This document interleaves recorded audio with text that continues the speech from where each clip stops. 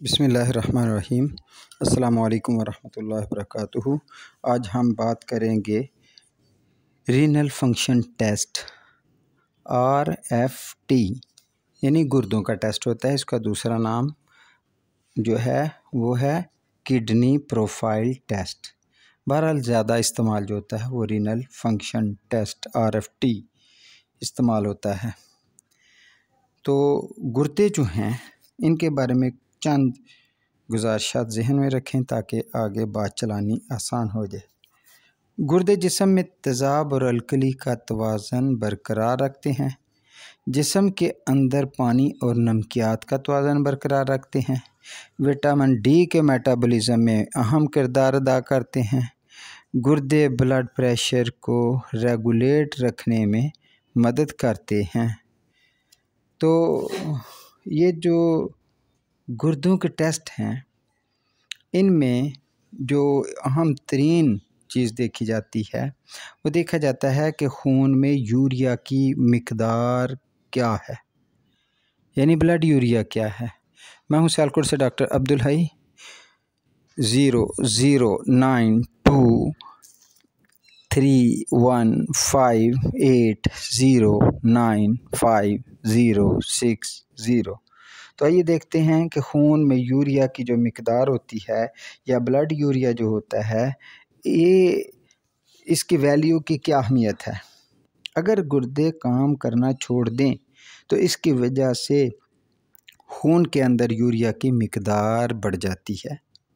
खून के अंदर जो यूरिया मौजूद होता है वो इसकी मिकदार जब पेशाब में बढ़ जाती है तो इससे पता चलता है कि ये गुर्दे की ख़राबी पैदा होनी शुरू हो गई है। इसकी नॉर्मल वैल्यू जो है वो 20 से 40 यानी 20 से 40 मिलीग्राम होनी चाहिए। ये जो यूरिया बढ़ जाता है, अगर किसी जिस्म में किसी शख्स के जिस्म में यूरिया की मिकदार बढ़ जाए तो इस हालत को यूरेमिया कहते हैं। इस हालत में नेफ्रॉन तबाह हो जाते हैं। जुज़वी तौर पर या मुकम्मल तौर पर कीमियाई तब्दीलियाँ और नमकियात की तब्दीलियाँ वाक़ई होती हैं। 24 घंटे में गुर्दे 25 से 30 ग्राम यूरिया खारिज करते हैं। यूरिया अगर बढ़ जाए तो क्या वजूहात हो सकती हैं।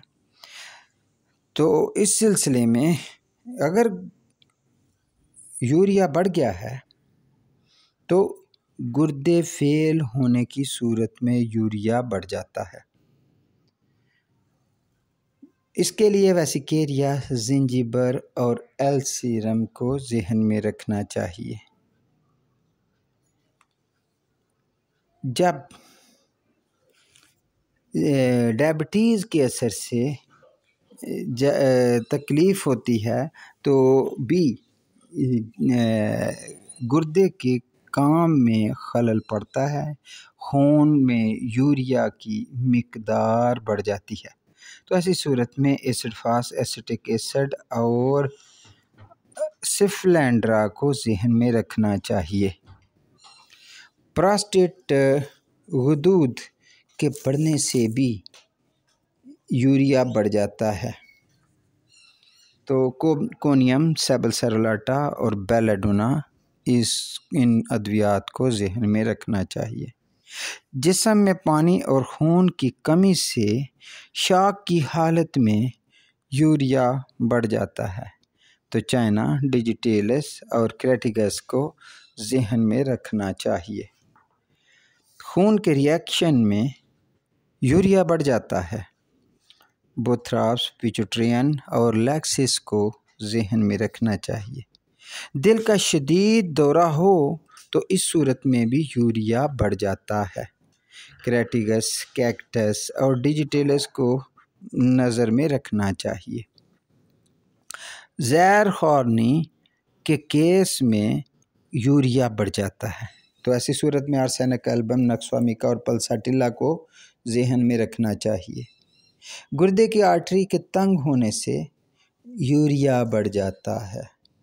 तो ऐसी सूरत में कैलेमिटस, पिट्यूटरी ग्लैंड और मेडोरिनम की तरफ तवज्जो दी जानी चाहिए। गुर्दे की नाकाम पैवंदकारी में यूरिया की मिकदार बढ़ जाती है। तो ऐसी सूरत में स्टाफिसेग्रिया, बिस्मथ और एल सीरम की तरफ तवज्जो दी जानी चाहिए। जिस तरह यूरिया का लेवल बढ़ जाता है, इसी तरह यूरिया का लेवल बाज़ औक़ात कम भी हो जाता है। तो आइए देखते हैं कि किन वजूहात की बुनियाद पर यूरिया का लेवल कम होता है या कौन सी वजह बनती है जिससे यूरिया का लेवल कम हो जाता है। जिस्म में पानी की मिकदार बढ़ जाने से यूरिया की मिकदार कम हो जाती है। तो ऐसी सूरत में नेटाम्यूर, पल्साटिल्ला, मरक्साल की तरफ तवज्जो दी जानी चाहिए। मरीज़ को ज़्यादा देर ग्लूकोज की ड्रिप लगी रहे तो यूरिया कम हो सकता है। इस सूरत में नक्सवामी का थोजा, नेटाम्यूर की तरफ तवज्जो दी जानी चाहिए। जिगर की ख़राबी से यूरिया की मिकदार कम हो सकती है, तो चैलिडोनियम, पल्साटिल्ला और जिंजीबर की तरफ तवज्जो दी जानी चाहिए। ये जो सीरम क्रिएटिनिन है, ये इसका एक अहम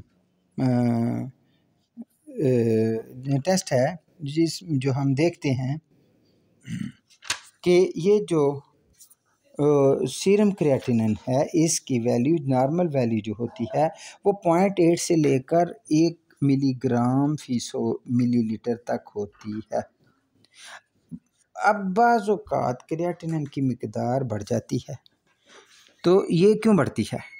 गुर्दों के फेल होने, किडनी फेलियर की सूरत में इसकी मिकदार बढ़ जाती है और गुर्दों के अफ़ाल जिस कदर मुतासर होंगे, इसकी मिकदार बढ़ जाएगी। तो ऐसी सूरत में वेसिकेरिया, एपस, क्यूप्रमार्सेनक, एल सीरम, क्रिएटिनिन की तरफ तवज्जो दी जानी चाहिए। बाज़ औक़ात सीरम क्रिएटिनिन की मिकदार कम हो जाती है, नॉर्मल वैल्यू से कम हो जाती है। तो ये क्यों होती है? ये मस्कुलर डिस्ट्रॉफी की सूरत में कम हो जाती है।